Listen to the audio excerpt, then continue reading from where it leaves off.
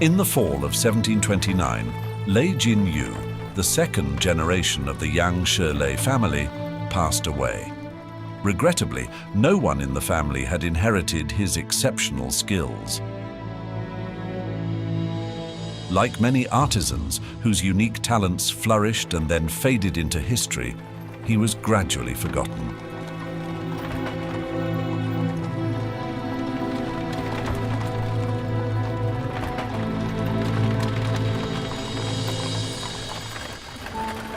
Lei Jinyu's 4 sons accompanied his coffin on its journey south, yet one person chose not to depart from the capital. The late craftsman's widow, recorded only as Ms. Zhang in Zhu Qiqian's textual research on Yangshi Lei family, stayed behind. Just 3 months before her husband's passing, Ms. Zhang gave birth to the couple's youngest son, Lei Shengcheng.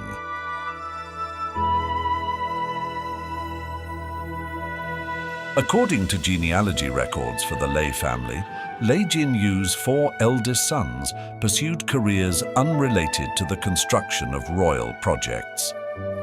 Following her husband's death, Miss Zhang decided to remain alone in Beijing to raise Lei Shengcheng.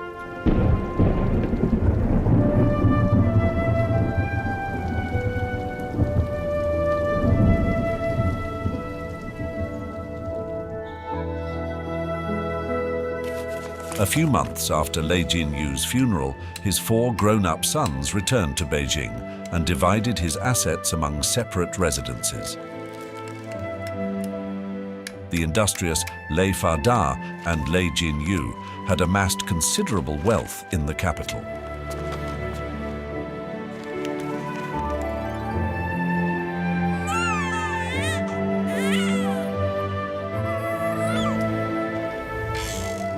During those tumultuous years for the Lei family, Lei Jinyu's widow and her youngest son were overlooked, seemingly thought of as insignificant and powerless.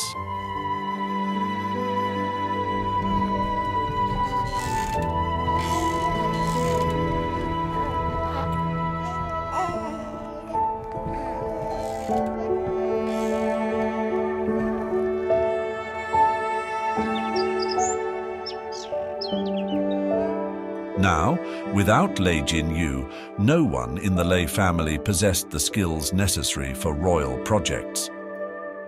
It's conceivable that his intense focus on such projects prevented him from passing on his expertise to his sons, perhaps a significant oversight on his part.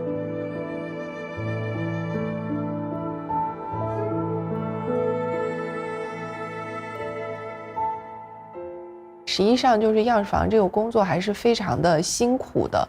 那我觉得可能从这个个人选择的这样一个角度，就是当我有了别的这个可能性的时候，可能就不太说愿意去从事一个这么辛苦的工作。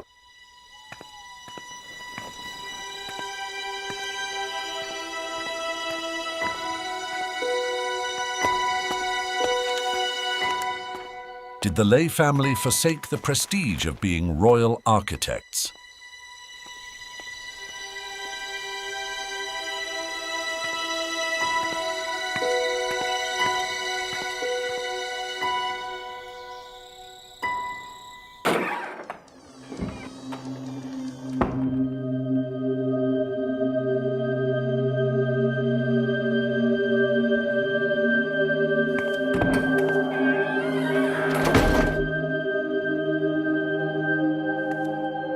In Beijing, Ms. Zhang and her young son lacked the guidance of elders and the support of siblings. Meanwhile, a peer of Lei Jinyu had already assumed leadership of the Yangshi office.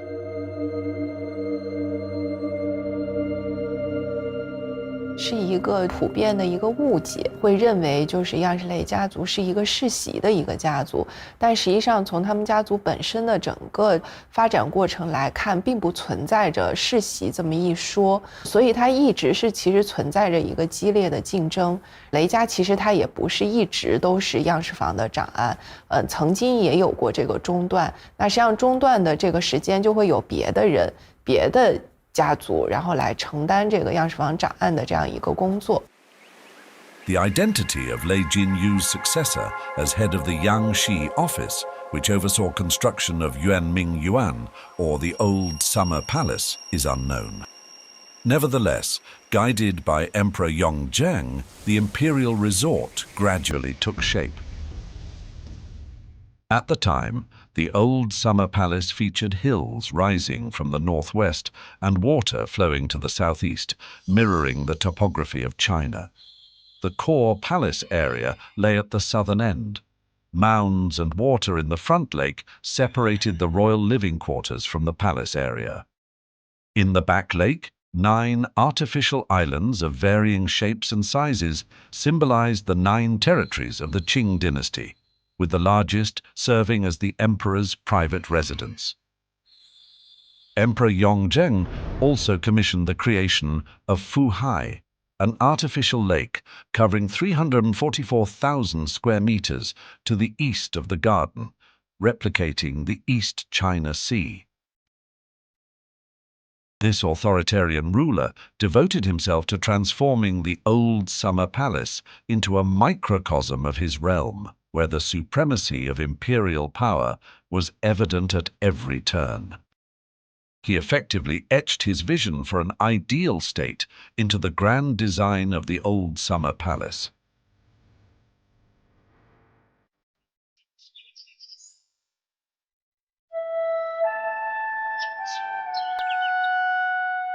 The years slipped by quietly.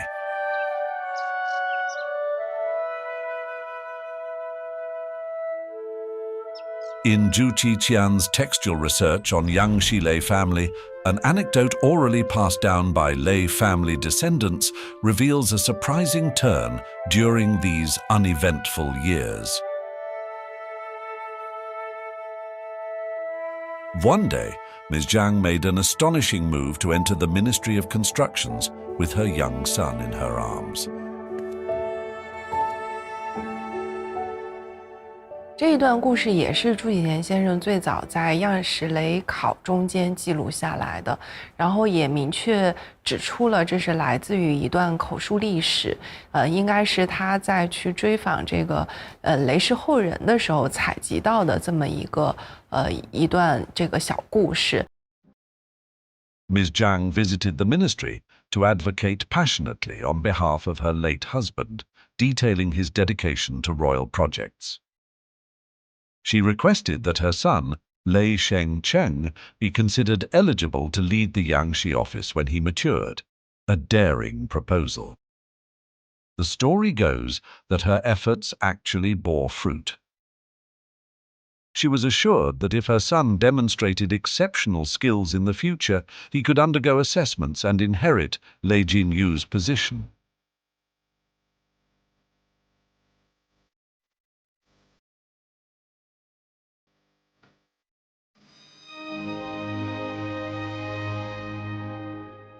就是说，他去公布哭诉是不可能得到清宫处长案或者是样式房长案的这样一个职位，但可能也是在具体的这个事实的陈述上会有一些这个瑕疵，但是这并不影响说我们去理解，雷生成在幼年丧父的这样一个情况下，就是他的母亲对他起到的这个良好的培养和作为一个女性当时对于抚育后人所做的这种贡献。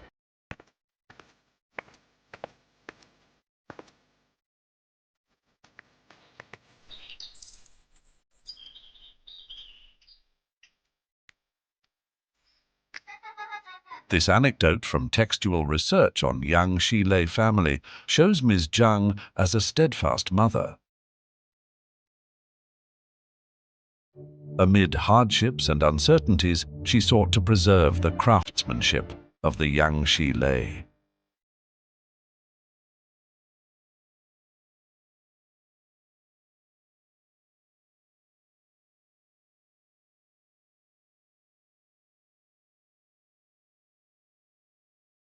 Two years after Lei Jinyu's death, Emperor Yongzheng took up residence at the Old Summer Palace and stayed for 5 years.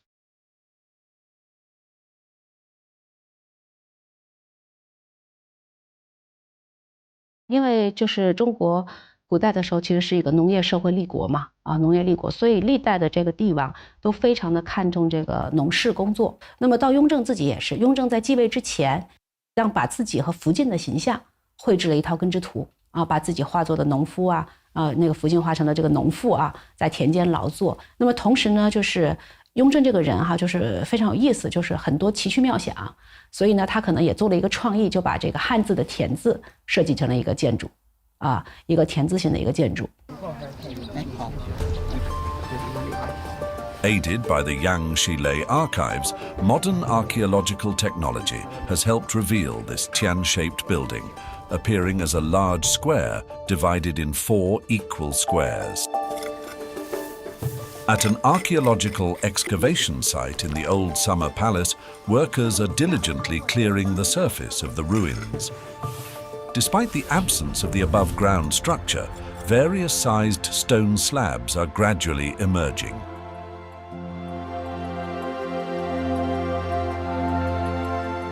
这个田字房是淡泊宁静的一个主体建筑。这个央视雷图是当时的一个相当于现在的一个施工图。这个是2020年和2021年的一个考古发掘的一个平面的航拍图，它位于淡泊宁静这个央视雷图档的这个区域。而我们这期的第3期的考古发掘的现场是位于央视雷图档的西南角。 As one of the 40 scenes of the old summer palace, Danbo Ningjing, meaning to live in serenity and without many desires, is situated in the northwest. Including the character Tian in its design reflects the agricultural foundation of ancient China. The Qing emperors not only constructed a Tian-shaped house, but also held ploughing ceremonies in the old summer palace's rice fields. Underscoring the significance of agriculture, the house was encircled by a river and extensive royal rice fields. After 3 years of excavation, the foundations of the Tian-shaped house were completely unearthed.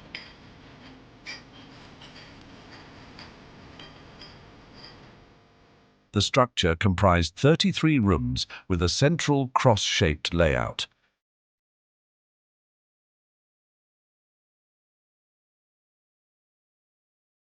The excavation of Danbo Ningjing revealed the structure and construction of the Tian-shaped house, offering fresh insight into the study of Qing Dynasty royal gardens.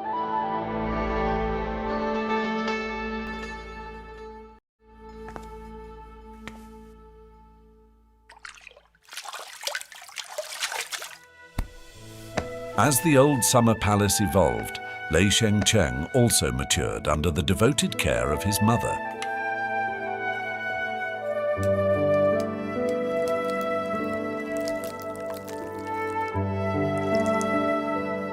Ms. Zhang dedicated all her strength to benefit her child.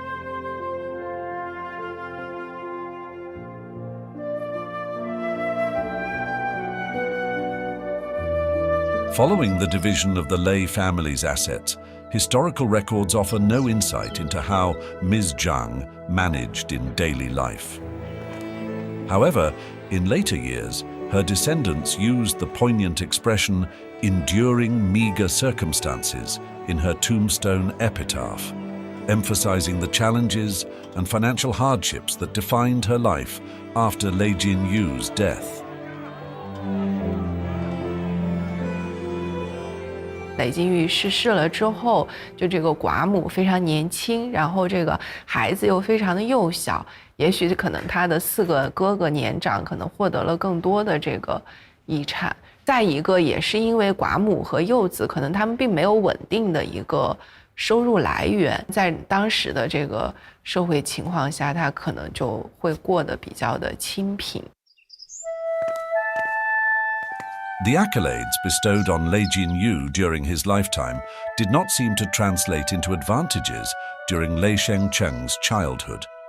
Deprived of his father's guidance, he could only glean knowledge from other craftsmen at the Yangshi office. Zhang's dedication to craftsmanship also left a lasting impression on him.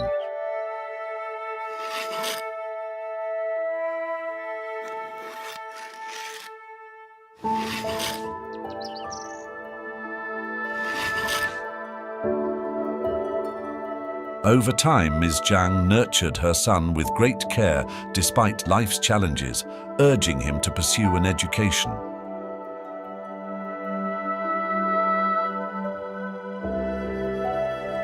Lei Shengcheng's journey to inherit the family's legacy was exceptionally tough, requiring greater effort than his peers.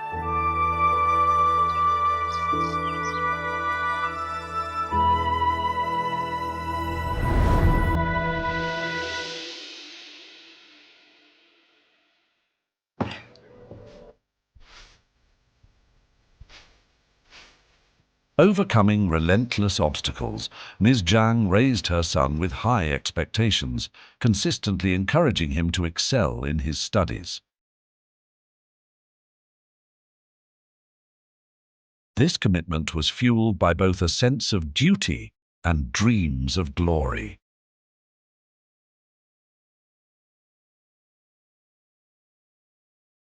In 1735, the year Lei Shengcheng turned 6 years old, Emperor Yongzheng passed away suddenly in the old summer palace's 9 continents in peace, his cherished residence.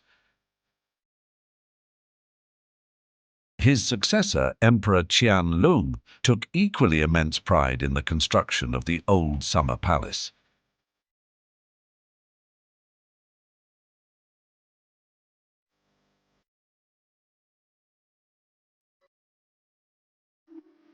However, he refrained from expanding the imperial resort's scope and instead focused on substantial additions and modifications within the original area based on his preferences. 9 years later, in 1744, the painting series 40 Scenes of the Old Summer Palace was completed. These images, coupled with the Yangshi Lei archives, stand today as one of the most crucial resources for understanding the Old Summer Palace. Jean-Denis Attiret, a French Jesuit missionary stationed in the Old Summer Palace, expressed in a letter to his friend in Europe, "I wish to bring you here so that you can truly appreciate this magnificent place. What I witnessed in Beijing surpassed anything I had ever seen in Italy and France."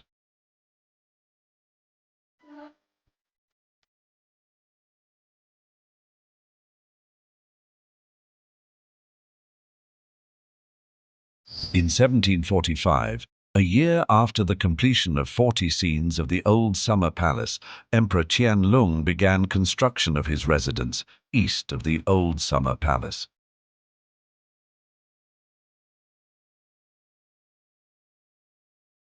Known as the Garden of Eternal Spring, it spans 760,000 square meters, nearly a third of Yuanming Yuan, and features a distinct layout. The emperor positioned his residence on the largest island at the center of the garden, embodying his concept of central authority.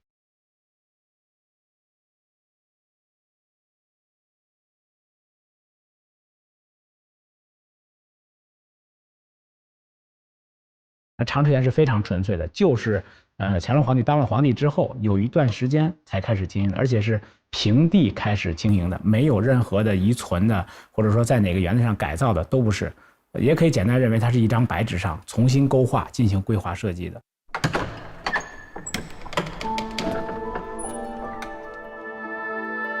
As the Garden of Eternal Spring took shape, Lei Shengcheng was maturing in his own right. With his insights into architectural design, he was accepted into the Yangshi office, although not in a leadership role.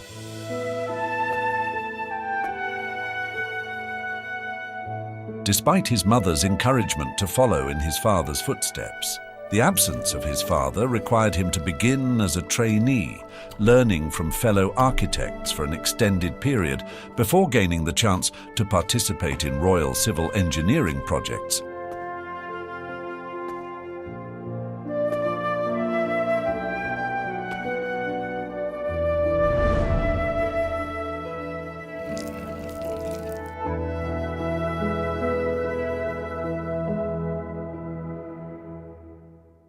Shortly after Lei Jinyu joined the Yangshi office, the Garden of Eternal Spring witnessed creation of a European-style garden, a historic first in Chinese architecture.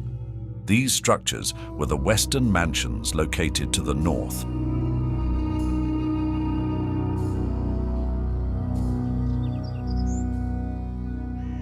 Most of the ruins visible today in the old summer palace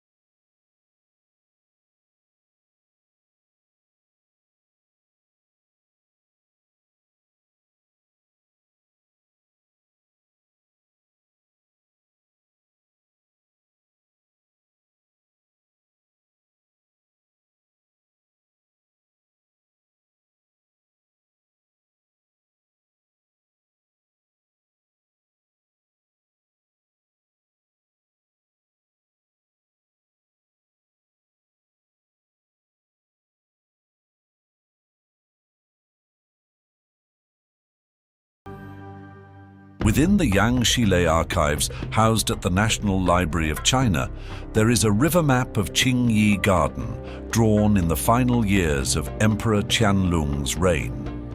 This map details the landscape and architectural layout from the Qing Garden era. The most striking aspect of the drawing is the expansive Kunming Lake.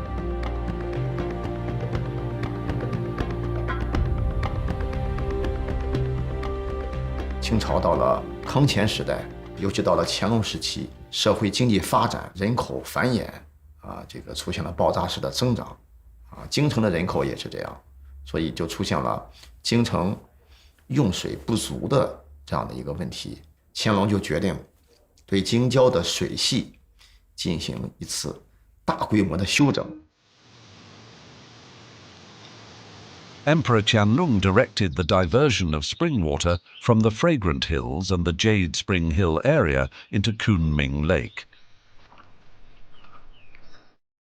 He also mandated the doubling of the lake's size and depth, transforming it into a substantial reservoir in the northwest outskirts.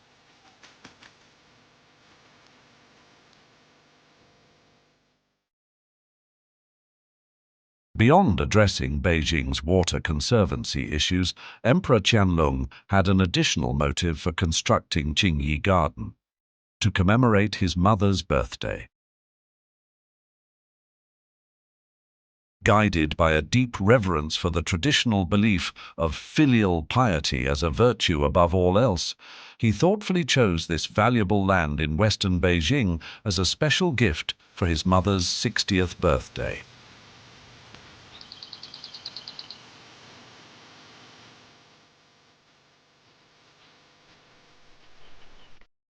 当代人发现这个昆明湖有点像一个寿桃形，越往前越尖，中间饱满，其实都体现了一个为母祝寿的、祈求福寿的一个人文的寓意，所以它的结构，山水的布局和结构是非常精妙的。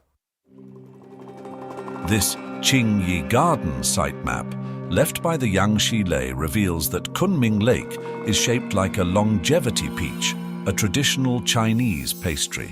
The west embankment, long and narrow, diagonally spans the lake, creating the peach's groove. The Changhe Water Gate in the southeast represents the curved tip, while the water diversion channel outside the West Palace Gate in the garden's northwest corner forms the peach's stem. 清漪园的时候，它实际上是一个以自然山水、以水利、凤母礼佛这样为核心功能的，不承担这个居住和理政的功能。这是它和圆明园在乾隆朝的最大的一个差异。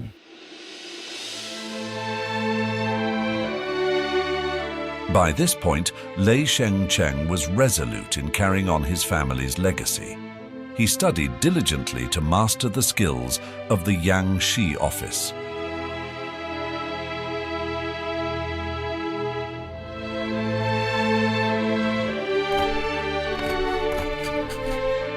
Eventually, he grew to be the head of the Nanmu Woodwork Division, becoming the third generation of the Yangshi Lei.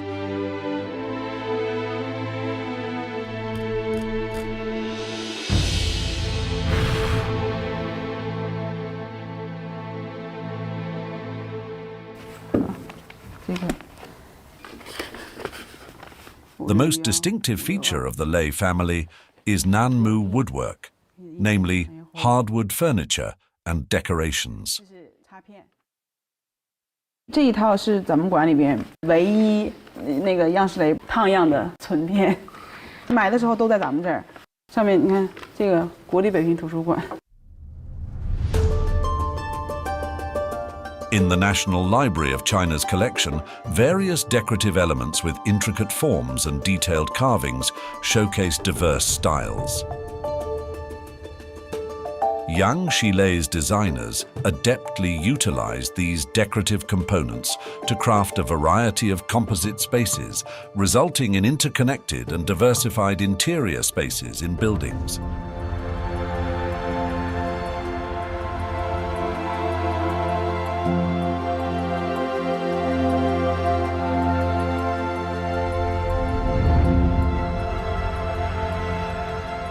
There is no precise record of when Lei Jinyu assumed leadership of the Nanmu woodwork division. But a document concealed among the more than 10,000 items in the Yangshi Lei archives at the National Library serves as a crucial piece of evidence regarding his career. This copy of an edict titled Imperial Birthday Celebrations in the 26th year of Qianlong is a document produced during preparations for the birthday of Emperor Qianlong's mother, Empress Dowager Qing in 1761.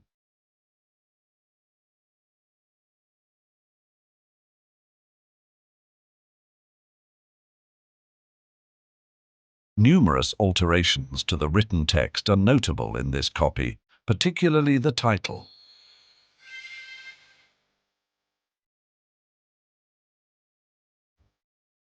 After extensive examinations, the text reading, "The 26th year of Qianlong," was revealed to originally have been the 60th year of Kangxi. In 1713, lavish celebrations were held to mark Emperor Kangxi's 60th birthday.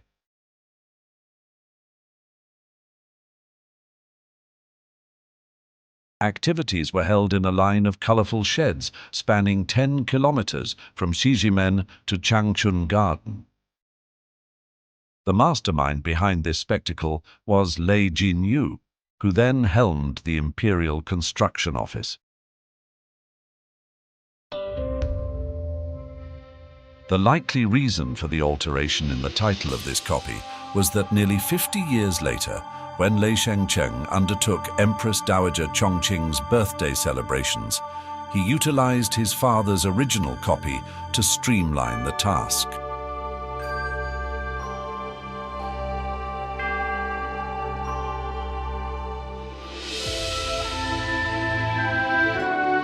Lei Jinyu turned 33 that year. He subsequently immersed himself in the many royal construction projects of the Qianlong era.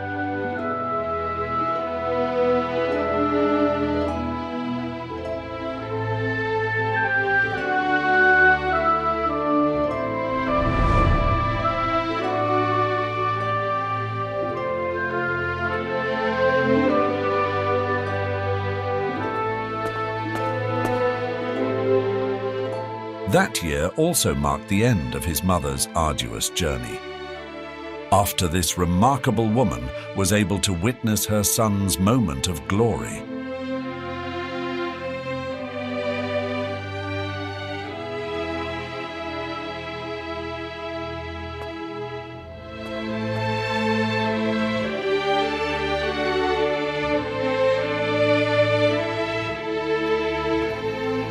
Despite enduring hardships, she single-handedly reversed the tide and preserved the Lei family's legacy as royal architects. While her life is not extensively documented, her tenacity and courage are worth remembering.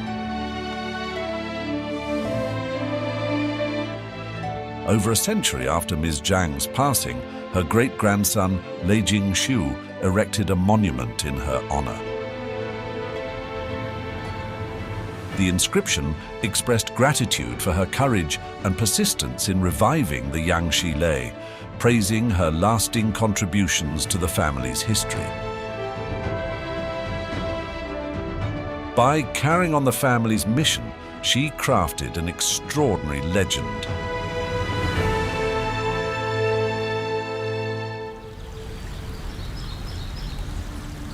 Three years after Ms. Jiang's death, Qing Garden was finally completed. A sprawling garden with beautiful hills and lakes and towering pagodas emerged on the northwest outskirts of Beijing. It had taken 15 years to build. The Qing Empire had undergone nearly a century of recovery and experienced rapid growth in social wealth. The scale of the old summer palace had been expanded accordingly. By the late Qianlong period, its total area surpassed 4.5 million square meters, with the three gardens we are most familiar with today essentially taking shape. The royal gardens of the Qing Empire had reached a zenith.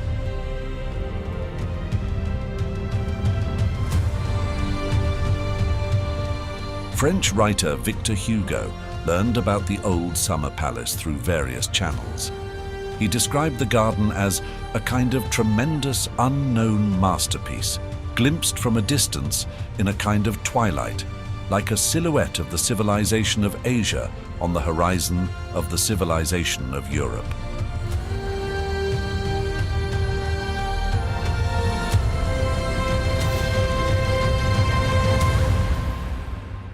欧洲的这些传教士生活在圆明园里之后，他对这个圆明园的这种感受，切身的感受，他写回信去之后，他认为那是奇妙极了，就是每到一个院子都是另外一个新天地，院子跟院子之间串联之后，又变成另外一个新天地，景物千变万化，所以叫做万园之园。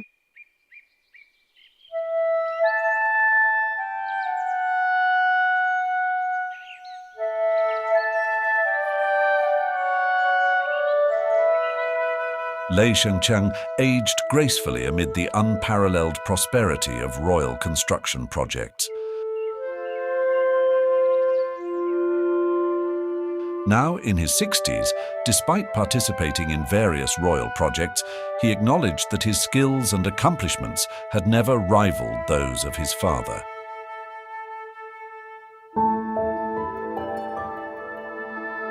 Perhaps this led to his inability to make significant contributions during the prosperous Qianlong period.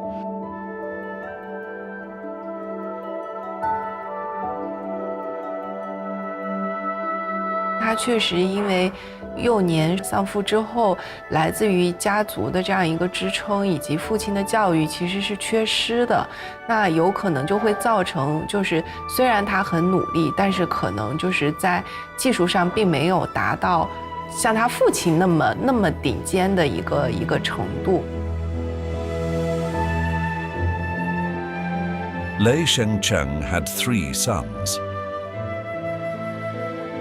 Influenced by his mother, he prioritized his children's education.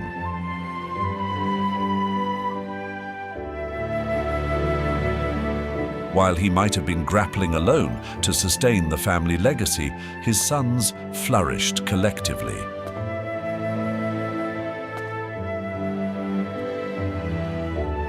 His eldest son, Lei Jinyu, joined the Yangshi office at the age of 20. Dedicating himself to various imperial temporary palaces.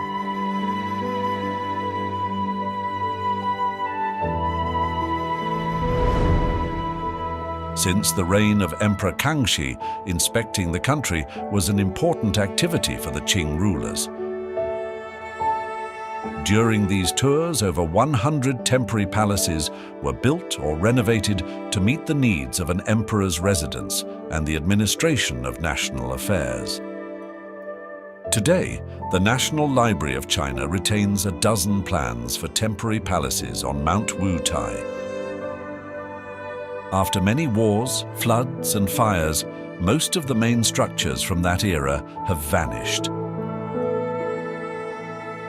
Fortunately, the well-preserved hand-drawn plans of the Yangshi Lei have endured.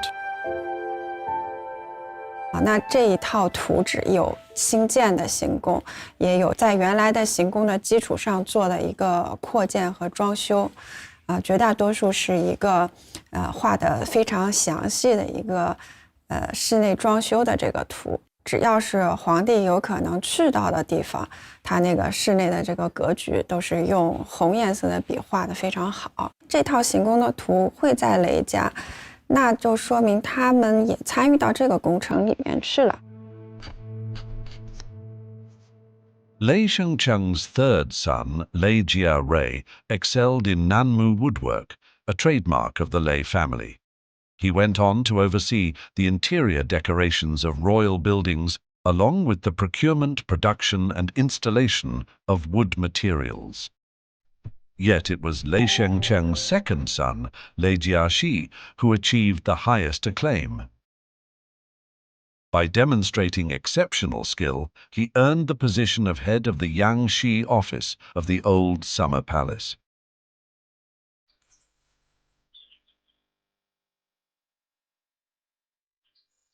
He became the second person in the Lei family to lead the office after his grandfather Lei Jinyu. In 1792, at the age of 29, and with over a decade of experience in the Yangshi office, Lei Jinyu, along with his father, took part in the construction of another royal garden, comparable to the old summer palace.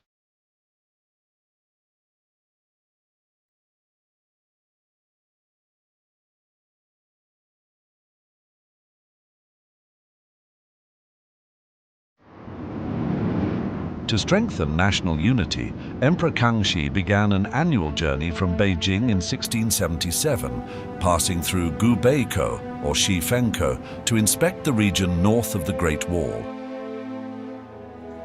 During each inspection, he would rest in the Chengde area outside Gubeikou. In 1702, the Qing Empire chose this location to construct a temporary imperial palace, the Chengde Mountain Resort.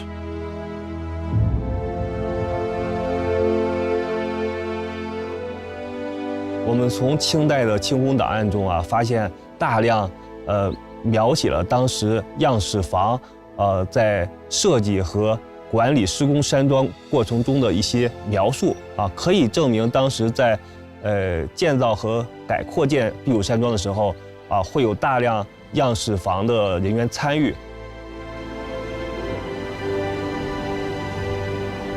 Following the death of Emperor Kangxi, Emperor Yongzheng held the throne for 13 years. Engrossed in internal conflicts, he was too preoccupied to visit the resort.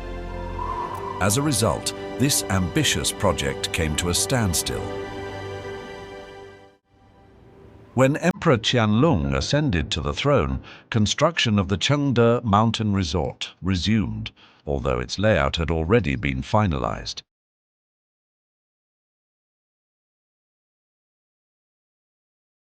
Its main hall, Danbo Jingcheng Hall, was constructed entirely of natural nanmu, without any painting to retain the wood's original color, earning it the nickname Nanmu Hall. Danbo Jingcheng Hall served as an equivalent to the Hall of Supreme Harmony in the Forbidden City.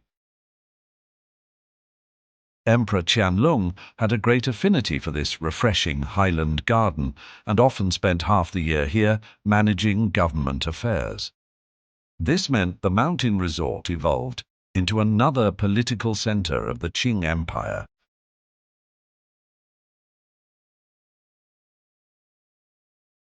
This extensive landscape garden was eventually finished in 1792. Spanning 5.6 million square meters with a circumference of 10 kilometers, this magnificent resort was the largest royal garden at the time. Blending the artistic essence of both northern and southern styles, it marked a significant milestone in the history of Chinese gardens.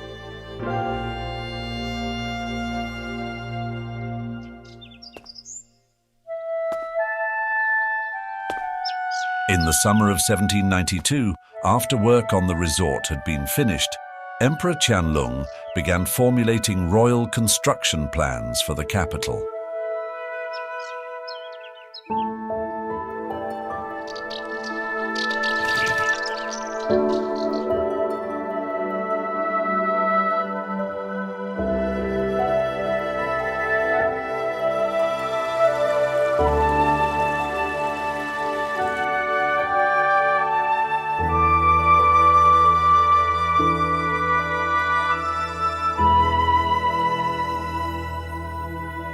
其实我们在看雷家的历史的时候，如果没有雷生成，可能就没有后面样式雷整个家族的一个存在了。就是也许他们家就消失在了这个历史中，可能就各自去做了一些更平凡的一些工作。所以从这个角度上来讲，就是雷生成对雷家的延续，就特别是在这个世传差务上的延续，起到了非常非常重要的一个作用。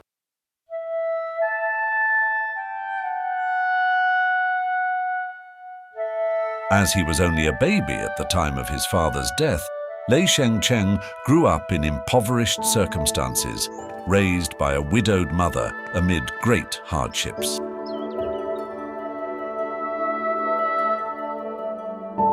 He could not showcase his talents like his father and make notable contributions to royal projects. Nor did he receive recognition from Emperor Qianlong. Nevertheless, his life was crucial to the perpetuation of the Yangshi Lei legacy.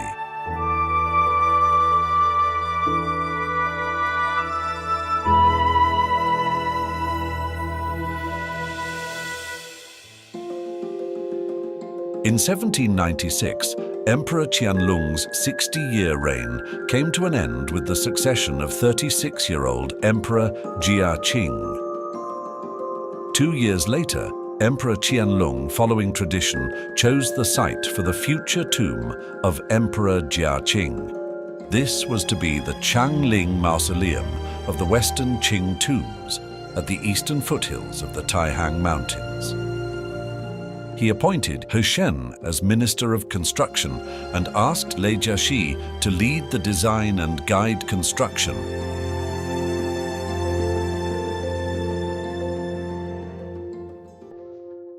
Throughout history, people have held a deep fascination with their posthumous arrangements. The development of tombs has been intertwined with human civilization, from the pyramids of ancient Egyptian pharaohs to the mausoleums of Chinese emperors.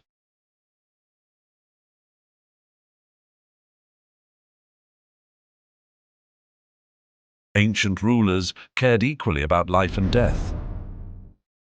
They prioritized tomb construction and adhered to strict systems governing their shape, size, and layout, constituting a distinct architectural legacy in the annals of history.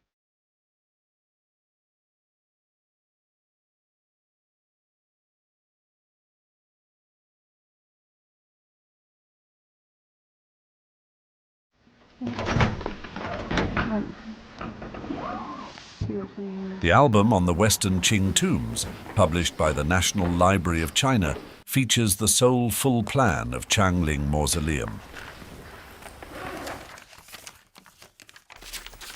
昌陵是嘉庆皇帝的，整个昌陵的图就这一张是地盘全图，地势整个地形都出来了，山形、水系都有。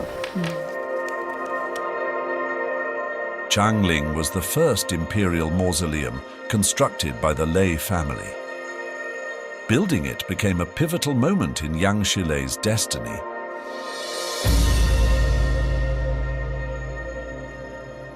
这个陵寝工程当然对于这个清代就是我们说国家型的这种大型工程来讲，陵寝当然是数一数二的。我觉得能够去负责皇家陵寝的这样一个工作，肯定是这个对业务能力的再次的肯定。From the moment Lei Jinyu assumed leadership of the Changling project until the end of the Qing Dynasty, the Lei family held the responsibility of designing all royal tombs. As a result, the construction of mausoleums became the primary focus of the Yangshi Lei family as royal architecture designers. Ms. Zhang's commitment to family succession impacted not only her son Lei Shengcheng, but also her 3 grandchildren.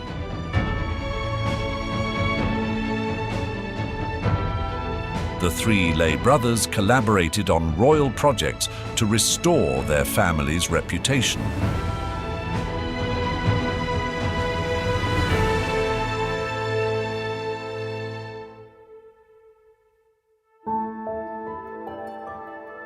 Similar to a giant tree from which old leaves fall and new ones sprout, life follows an endless cycle.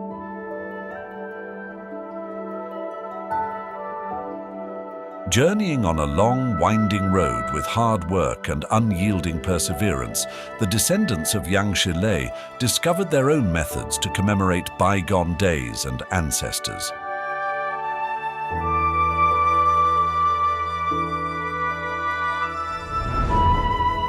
From their great-grandfather, Lei Fa Da's journey north to Beijing to the 3 Lei brothers establishing their reputation in the city, the Yangshi Lei legacy was passed down through 4 generations. Would they continue to uphold the family's fine reputation?